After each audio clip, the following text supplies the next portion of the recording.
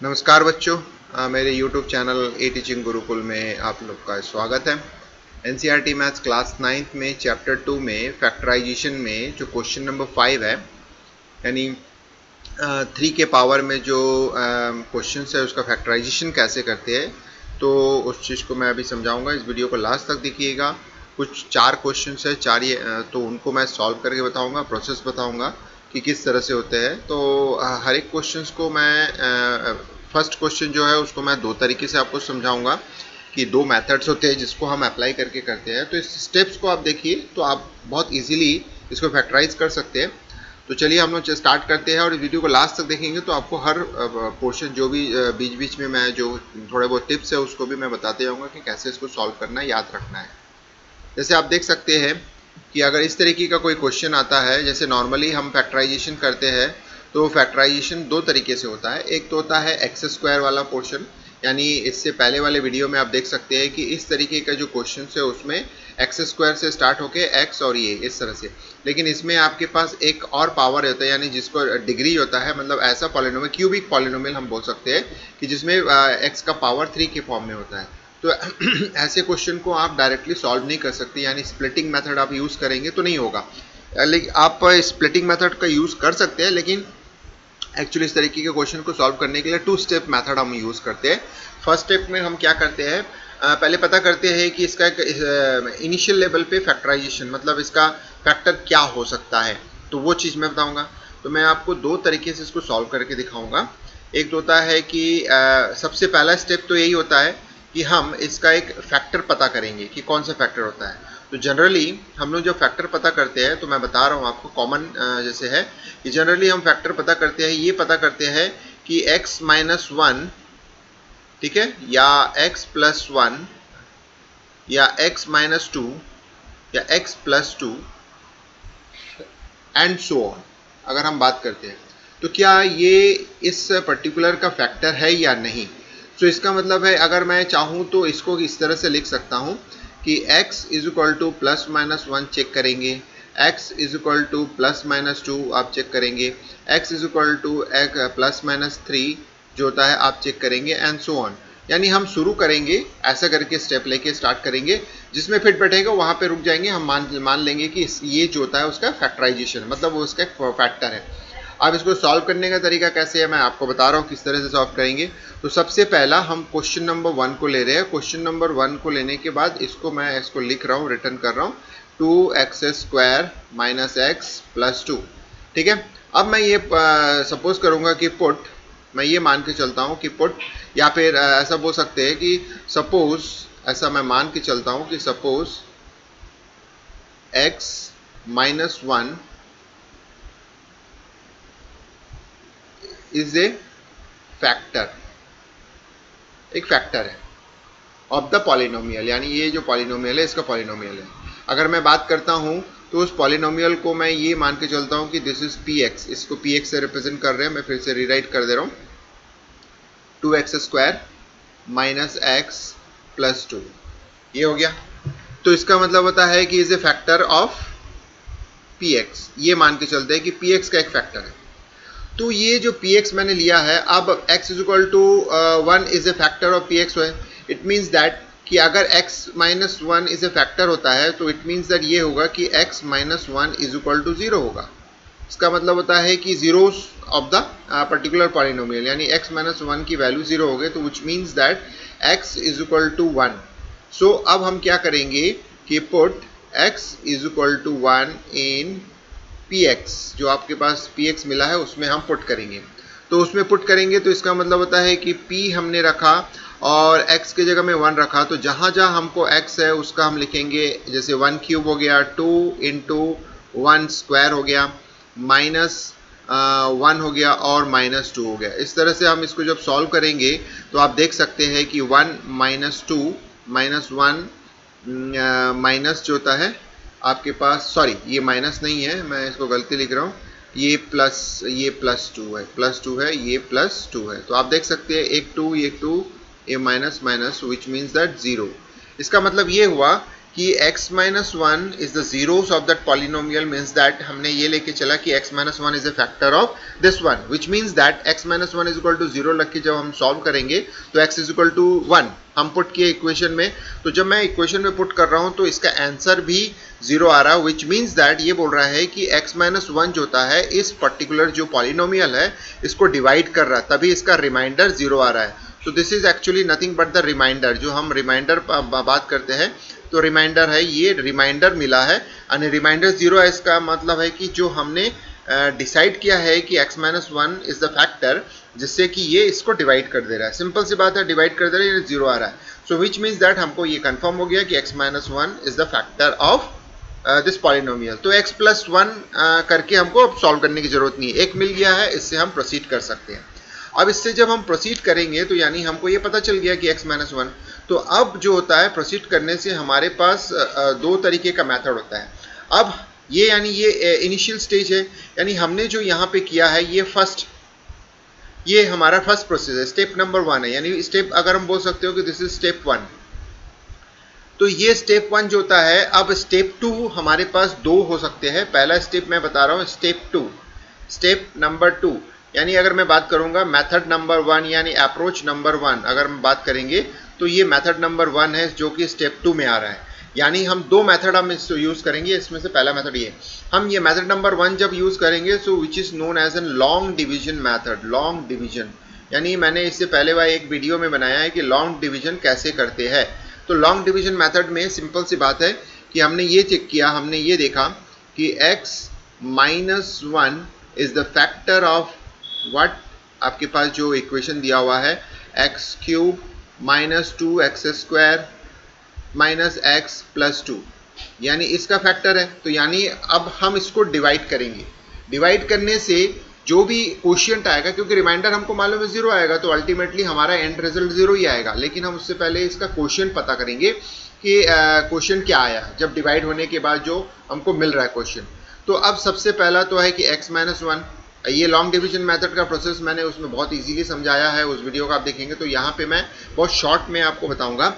आपको हमेशा एक एक टर्म, जैसे एक्स क्यूब है, एक्स स्क्वायर है, एक्स है, इस तरीके के टर्म्स को धीरे धीरे हमको रिड्यूस करना है। तो सबसे पहले देखिए एक्स क्यूब दिया हुआ है, तो यहाँ एक्स माइनस वन में मैं क्या मल्टीप्लाई करूंगा, एक्स माइनस वन में मैं ऐसा क्या मल्टीप्लाई करूंगा कि मुझे एक्स क्यूब मिल जाए। ठीक है, तो इसका मतलब होता है कि अगर मैं यहाँ पे x मल्टीप्लाई करता हूँ तो मुझे एक्स क्यूब मिल जाएगा, और साथ ही साथ क्या मिल जाएगा, सॉरी एक्स स्क्वायर मल्टीप्लाई करता हूँ तो एक्स क्यूब मिल जाएगा, और साथ ही साथ मुझे एक्स स्क्वायर मिल जाएगा। सो विच मीन्स दैट मैं क्या मल्टीप्लाई करूंगा, एक्स स्क्वायर मल्टीप्लाई किया, तो ये फर्स्ट क्वोशिएंट हो गया। अब मैं जब मल्टीप्लाई किया हूँ तो मल्टीप्लाई करने से हमारे पास वैल्यू आ गया x cube minus x square, सीधी सी बात है। अब इसको मेरे को माइनस करना है, तो माइनस करने के लिए ये प्लस साइन है तो इसको माइनस किया, तो ये माइनस है तो ये प्लस हो गया, ये कट हो गया। उसके बाद हमारे पास है ये माइनस टू एक्स स्क्वायर है और प्लस एक्स स्क्वायर है, तो माइनस क्वांटिटी ज़्यादा है तो माइनस एक्स स्क्वायर आएगा, माइनस हुआ आपका एक्स स्क्वायर आ जाएगा। तो जब ये माइनस एक्स स्क्वायर, आप देख सकते हैं कि यहाँ पे हमारा ये होता है एक्स स्क्वायर आया। अब एक्स स्क्वायर आया तो यहाँ से जो माइनस एक्स है, इस माइनस एक्स को मैं लेके आ जाता हूँ, सीधी सी बात है, मैंने इसको यहाँ से लेके आ गया, तो minus x square minus x आ गया हमारे पास। अब हमको क्या करना पड़ेगा, माइनस एक्स स्क्वायर लाने के लिए इस पर्टिकुलर क्वांटिटी में, यानी जो मैंने यहाँ किया था वही चीज़ मैं फिर से बता रहा हूँ कि एक्स माइनस वन में मैं क्या मल्टीप्लाई करूँ कि मुझे माइनस एक्स स्क्वायर मिल जाए। तो यानी अगर मैं इसमें कुछ मल्टीप्लाई करना चाहता हूँ तो डेफिनेटली माइनस एक्स मल्टीप्लाई करूंगा, तो माइनस एक्स स्क्वायर मिल गया मुझे, सिंपल सी बात है, माइनस और ये मल्टीप्लाई हुआ, और साथ ही साथ मुझे क्या मिल जाएगा, प्लस एक्स मिल जाएगा। तो विच मीन्स दैट मैं यहाँ पे माइनस एक्स मल्टीप्लाई कर रहा हूँ तो मुझे आंसर मिल रहा है। तो जो मुझे आंसर मिल रहा है वो क्या मिल रहा है, माइनस एक्स स्क्वायर मिल रहा है, और साथ ही साथ मुझे यहाँ मिल रहा है प्लस एक्स मिल रहा है। तो आप देखिए ये हो गया। अब ये माइनस है तो इसको मैंने प्लस किया, प्लस है तो इसको मैंने माइनस किया, कट हो गया। यहाँ पे दो बार माइनस एक्स है तो माइनस टू एक्स आ गया, और यहाँ पे प्लस टू आ गया। तो सिंपल सी बात है। अब यहाँ पे हमारा टारगेट है कि ये जो मैंने यहाँ से इसको लेके आगे यहाँ लिख दिया, अब टारगेट है कि माइनस टू एक्स लाना। तो ये जो x माइनस 1 है इनमें मैं क्या चीज़ जोड़ूँ, यानी अगर मैं क्या मल्टीप्लाई करूँ कि मुझे मिल जाए -2x। तो डेफिनेटली कुछ नहीं करना है, आपको एक -2 मल्टीप्लाई करना है, तो जिससे कि ये आ जाएगा और ये इससे जब मल्टीप्लाई होगा तो +2 आ जाएगा, विच मीन्स दैट मुझे यहाँ पे कुछ नहीं करना है, मुझे -2 सीधा सीधा ऐड करना है, यानी यहाँ क्वेश्चन पे ऐड हो जाएगा। तो ये मुझे मिला है -2x और यहाँ से मुझे मिला है +2। आंसर में ये आया, ये माइनस का प्लस, प्लस का माइनस। तो जैसे ही मैं इसको सॉल्व किया हूँ तो आपको रिमाइंडर, तो देखिए मैंने यहाँ भी रिमाइंडर निकाला, ये रिमाइंडर और ये रिमाइंडर सेम आ रहा है, तो इसका मतलब होता है कि ये फैक्टराइज हो गया। तो हमको क्या मिला, हमको मिला अब फाइनल रिजल्ट जो क्वोशिएंट मिला है, विच इज अगर मैं बात करता हूं तो px को अगर मैं लिखना चाहूँगा तो px का एक पार्ट होता है x माइनस 1, सीधी सी बात हमने निकाला, और दूसरा जो हमको क्वोशिएंट मिला ऊपर से वो है x² माइनस x माइनस 2, ये हो गया। तो ये हमारा एक मेथड है जिसका हम इस्तेमाल कर रहे हैं, लॉन्ग डिवीजन मेथड। और लॉन्ग डिवीजन मेथड का यूज़ करके हमारे पास ये आया। अब इसके बाद जो स्टेप नंबर 3 होगा, वो स्टेप नंबर 3 के लिए हमारे पास है कि अगर मैं हम लोग अब देखिए मैं स्टेप नंबर 2 में मेथड 1 को लेके मैं सॉल्व कर रहा हूँ, उसके बाद मैं स्टेप नंबर 3 में आया, तो मैं नीचे आपको बता रहा हूँ कि स्टेप नंबर 3 में आपको क्या करना है। आपको ये जो होता है, ये जो इक्वेशन है, जो क्वोशिएंट मिला है, उसको हम स्प्लिटिंग यानी स्प्लिटिंग अप्रोच यूज करेंगे, स्प्लिटिंग मेथड, ठीक है। ये जो आपको मिला है, ये जो क्वोशिएंट मिला है second factor, splitting method of second factor, तो इसका मतलब होता है कि हमारे पास x² माइनस x माइनस 2 मिला है। इसको अगर मैं स्प्लिट करना चाहूँगा तो कैसे करूँगा, तो चलिए मैं स्प्लिट करने के लिए आपको कुछ चीज़ें बता देता हूँ कैसे होगा। तो मैंने आपको इससे पहले वाले वीडियो में मैंने आपको बताया था कि x² का कांस्टेंट 1 है, x और यहाँ पे ये कांस्टेंट जो ये 2 जो लिखा हुआ है ये इसका कांस्टेंट है। तो इसका मतलब होता है कि 1 और 2 को मल्टीप्लाई करेंगे और साथ ही साथ ये देखेंगे कि यहाँ पे माइनस साइन है, तो इसका मतलब है कि हम यहाँ जो वैल्यू है, बीच का जो वैल्यू है वो 1 होना चाहिए माइनस करने के बाद। तो इसका मतलब होता है कि 2 × 1 मैंने जब किया तो मेरे पास जो आंसर आया है वो 2 आया है, सीधी सी बात है। तो इसका मतलब होता है कि अगर मैं 2 - 1 करता हूं तो मेरा ये मिल सकता है। तो मैं इसको फैक्टराइज कैसे कर रहा हूं, ये स्प्लिट कैसे करूंगा, x² माइनस 2 माइनस 1 कर दिया, x लिख दिया, माइनस 2 लिख दिया, तो ये हो गया हमारा। अब इसको मैं इसको आगे सॉल्व करूंगा, तो आगे सॉल्व करने के लिए x² minus 2x plus x और माइनस 2, ये हो गया। अब मैं इसको थोड़ा सा और सॉल्व कर रहा हूं, तो मैं दोनों में से कॉमन निकाला x माइनस 2 और प्लस x माइनस 2, दोनों में कॉमन क्या निकला है, सीधी सी बात है कि मैं अगर बात करूंगा तो x माइनस 2 मेरा कॉमन है। अब x माइनस 2 जैसे में निकाला तो बचा पहले में x और दूसरे में +1। तो इस तरह से आपने देखा कि अगर मैं फैक्टराइज करने की बात करता हूं तो आई हैव ए रिजल्ट, मैं यहां पे आपको शो कर रहा हूं कि px को अगर मैं फैक्टराइज करता हूं तो px will be x minus 1, ठीक है, दूसरा x प्लस 1 और तीसरा है x माइनस 2। तो इस तरह से आपने देखा कि px को अगर मैं फैक्टराइज यानी फैक्टर में तोड़ता हूं तो ये 3 टर्म्स हमारे पास आते हैं। तो आप देख सकते हैं कि इनिशियली हमारे पास जो वैल्यू था वो x³ minus 2x² minus x plus 2 था, उसको मैंने यहाँ पे फाइनलाइज किया है, यहाँ पे उस वैल्यू को निकाला है, आप देख सकते हैं, और ये मेरा फाइनल फैक्टराइज यानी ये जो होता है ये मेरा रिजल्ट है और दिस इज योर आंसर। तो आपने देखा कि मैंने ये जो अप्रोच है 3 स्टेप मेथड्स में किया है। स्टेप नंबर 1 में मैंने लेफ्ट हैंड साइड में बताया है, स्टेप नंबर 2 में लॉन्ग डिवीजन अप्लाई किया है, और स्टेप नंबर 3 जो होता है, तो एक चीज़ याद रखना है आपको कि ये 3 स्टेप्स मेथड है। तो 3 स्टेप्स मेथड में सिंपल सी बात है कि एक स्टेप जो होता है आपका कंप्लीटली लेफ्ट हैंड साइड वाला होगा, स्टेप नंबर 1 कॉमन होगा और स्टेप नंबर 3 कॉमन होगा, लेकिन स्टेप नंबर 2 जो होता है वो आपका सेकेंड अप्रोच में जा सकता है, सेकेंड मेथड में जा सकता है। तो चलिए मैं इसका सेकेंड अप्रोच में बता रहा हूँ। तो इसके लिए मुझे क्या करना पड़ेगा, ये जो स्क्रीन है इस स्क्रीन को मैं अभी इरेज कर देता हूँ। इरेज करने के बाद जो होता है मैं आपको सेकेंड अप्रोच में ले जाऊँगा।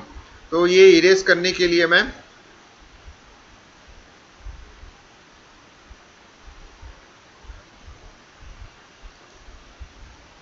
ये वाले पोर्शन को इरेज कर रहा हूँ, यानी ये सेकेंड अप्रोच जो होता है मैं ये इरेज करने जा रहा हूँ आपको, ये आपको इरेज कर दे रहा हूँ।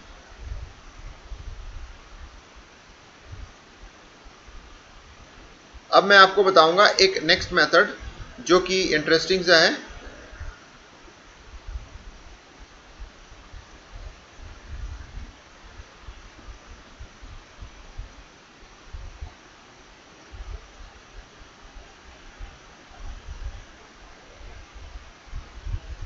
चलो इसको इरेज कर दिया मैंने।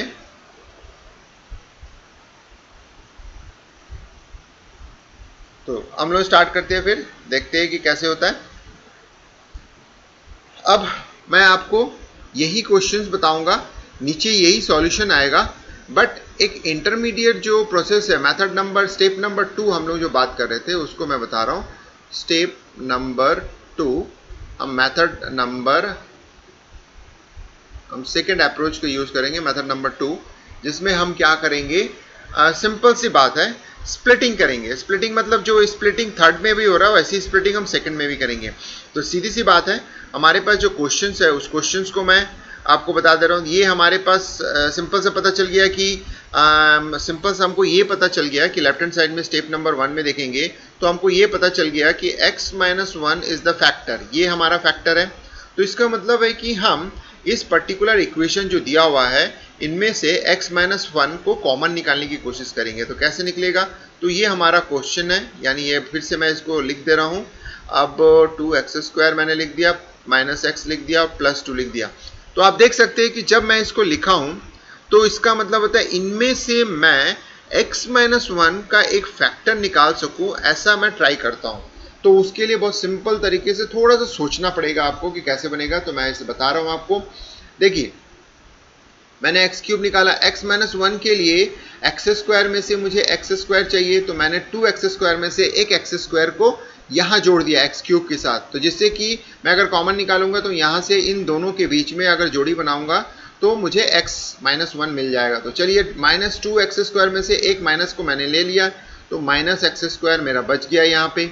सीधी सी बात है, दोनों को ऐड करूंगा तो 2x² हो जाएगा।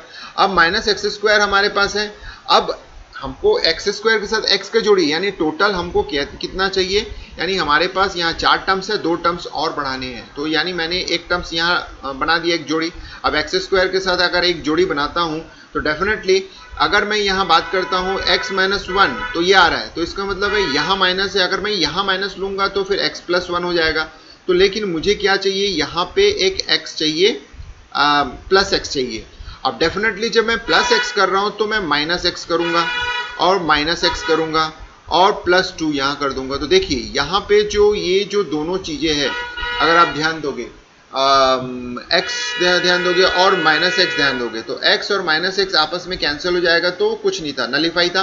तो इसीलिए जब मैंने प्लस x को लाने की कोशिश किया तो उसके साथ मैंने एक माइनस x भी किया, और जब मैंने माइनस x किया तो ऑलरेडी एक माइनस x था। तो इस तरह से अगर मैं बात करूंगा तो ये हमारा एक स्टेप बना। अब मैं नेक्स्ट स्टेप में चलता हूँ जिसमें थोड़ा सा और समझ में आ जाएगा कि x³ minus x² minus x² plus x, और ये माइनस माइनस x को मैंने माइनस 2x कर दिया और प्लस 2। तो देखिए हम x माइनस 1 को कॉमन निकालना है, कॉमन फैक्टर में आना है, तो उसके लिए हमने ये प्रोसेस को अप्लाई किया। तो जिसमें क्या हो रहा है कि x को मैंने बाहर निकाला, x² को बाहर निकाला तो x माइनस 1 बच गया। अब ये हमारा जोड़ी बना रहा है, ये पहला जोड़ी है, इसके बाद हम जोड़ी बनाएंगे दूसरा जोड़ी, इसके बाद हम जोड़ी बनाएंगे तीसरा जोड़ी। अब यहाँ पे बाहर जो होता है माइनस आया, माइनस बाहर आया, x को कॉमन निकाला, जब मैं x लिखा तो ये माइनस जब कॉमन बाहर आया तो ये माइनस हो जाएगा, ये माइनस 1 हो गया। माइनस 2 को मैं बाहर निकाला, x माइनस 1 बच गया। तो देखिए मैंने तीनों जगह में x माइनस 1 को कॉमन निकाल दिया। देखिए मैंने x माइनस 1 कॉमन निकाल दिया और हमारे पास क्या बचा, पहले में x², दूसरे में माइनस x और तीसरे में माइनस 2। तो आप देख सकते हैं कि मैंने स्टेप नंबर 2 में सिंपली जो हमारे पास क्वेश्चन यानी x³ था, x³ को मैंने इस तरह से लिखा। सो विच मीन्स दैट आप ये बोल सकते हैं कि px जो मैंने कंसीडर किया था, यानी जो हमको वैल्यू मिला था, यानी जो हमारा वैल्यू था x cube minus 2x² minus x plus 2, इसको मैं क्या लिख सकता हूँ अब, x माइनस 1 फैक्टराइज में, माने आधा फैक्टराइज हुआ है, पूरा नहीं हुआ है, अभी भी सेकेंड पार्ट जो होता है बचा हुआ है ये। अब आप देख सकते हैं कि जो मैंने ये सेकेंड पार्ट निकाला है, ये सेकेंड पार्ट को अगर सॉल्व करते हो तो that is going to be third step, यानी स्टेप नंबर 3 जो नीचे दिया गया है, आप देख सकते हैं ये जो होता है थर्ड स्टेप है। ये थर्ड स्टेप में आप देख सकते हैं ये हमारा थर्ड स्टेप है। तो थर्ड स्टेप में मैं जने ऑलरेडी मैं सॉल्व करके किया हूँ, तो उसको आप देख सकते हैं। तो इस तरह से आपने देखा कि हमारे पास टोटल कितने स्टेप है, यानी 3 स्टेप मेथड होता है। स्टेप नंबर 1 हम बात करेंगे, स्टेप नंबर 1। स्टेप नंबर 1 के बाद स्टेप नंबर 2 पे चलते हैं हम लोग, स्टेप नंबर 2। अब ये स्टेप नंबर 2 जो होता है हमारे पास दो तरीके से सॉल्व होता है, दो मेथड होता है। एक हो गया मेथड 1, ये मेथड 1 हो गया, और दूसरा जो होता है मेथड 2, यानी दूसरा जो मेथड है 2। अब ये दोनों मेथड से होते हुए अगर मैं आइदर वन की बात करता हूं, तो दोनों मेथड से किसी भी एक मेथड से होते हुए हम जो होता है स्टेप नंबर 3 पे आ जाते हैं। तो आप देख सकते हैं कि स्टेप नंबर 2 में हमारे पास दो अप्रोच है, दो अप्रोच में से किसी भी अप्रोच के थ्रू आ सकते हैं। पहला वाला अप्रोच जो तो लॉन्ग डिवीजन अप्रोच है, सेकंड वाला अप्रोच जो होता है फैक्टराइजेशन यानी नॉर्मल जो स्प्लिटिंग मेथड्स है उसको हम अप्लाई करते हैं। लेकिन यहाँ पे हमको ऑलरेडी एक फैक्टराइजेशन प्रोसेस में, दोनों ही केस में फैक्टराइजेशन एक फैक्टर हमको पता होता तभी हम इसमें काम कर सकते हैं। तो इस तरह से हमारा प्रोसेस स्टार्ट होता है स्टेप नंबर 1 से और खत्म होता है स्टेप नंबर 3 से। तो step number 3 is common, step number 1 is common, और बीच में जो स्टेप नंबर 2 है इसमें either one you can use, आप दोनों में से किसी में भी आप यूज करके इस तरह से क्यूबिक पॉलिनोमियल जो होता है उसको आप सॉल्व कर सकते हैं। तो इस तरह से मैंने एक क्वेश्चन को सॉल्व करके दिखाया। इसके बाद जो होता है एक सेकेंड क्वेश्चन है, इसको भी आप सॉल्व कर सकते हैं। तो सॉल्व करने का तरीका वही है, आप सिंपल सा तरीका आप अप्लाई करेंगे कि x is equal to plus minus 1 लेके स्टार्ट करेंगे, यानी पहले x माइनस 1 करके सॉल्व कीजिए, फिर x प्लस 1 करके सॉल्व कीजिए, फिर उसके बाद जो होता है अगर कोई आंसर आता है तो आप उसको कर सकते हैं। तो नेक्स्ट वीडियो में इसका नेक्स्ट जो होता है फैक्टराइज का जो पार्ट है मैं उसको आपको बताऊंगा किस तरह से होता है। तो इस वीडियो में इतना ही तक, क्योंकि एक वीडियो जो होता है बहुत बड़ा बन गया है जिसमें कि दो मेथड मैंने बताया है। तो आप जो होता है इसको सॉल्व करके देखिए, और बाकी जो क्वेश्चंस है जैसे ये हो गया हमारा सेकंड क्वेश्चन, इसके बाद और दो क्वेश्चन है ये आप नोट कर लीजिए, और इस क्वेश्चंस को जो होता है आप मुझे सॉल्व करके बताएंगे कि ये कैसे सॉल्व होता है। तो अगर ये वीडियो आपको अच्छा लगा, कुछ नया सीखने को मिला और ये स्टेप समझ में आया कि किस तरह से दो अप्रोच का यूज़ करके हम एक क्यूबिक पॉलिनोमियल को फैक्टराइज कर सकते हैं, तो आप डेफिनेटली मेरे वीडियो को लाइक कीजिएगा, ज़्यादा से ज़्यादा शेयर कीजिएगा, और मेरे यूट्यूब चैनल को सब्सक्राइब करना नहीं भूलिएगा बच्चों। और एक चीज़ और बोल रहा हूँ कि ये जो क्वेश्चंस है इसका आंसर अगर आपसे बनता होता है तो आप मुझे कमेंट्स बॉक्स में डेफिनेटली फैक्टराइज करके फैक्टर को आप मुझे कमेंट्स कीजिएगा, जिससे कि मुझे आपका जो ये पता चल गया आपने जो समझा है उसके बेस पर आपने क्वेश्चन किया है। एक नेक्स्ट वीडियो में मैं ये जो बाकी जो क्वेश्चन है उसको 1 by 1 वीडियो को बना के अपलोड करूँगा। तो चलिए बस बच्चों इस वीडियो को लास्ट तक देखने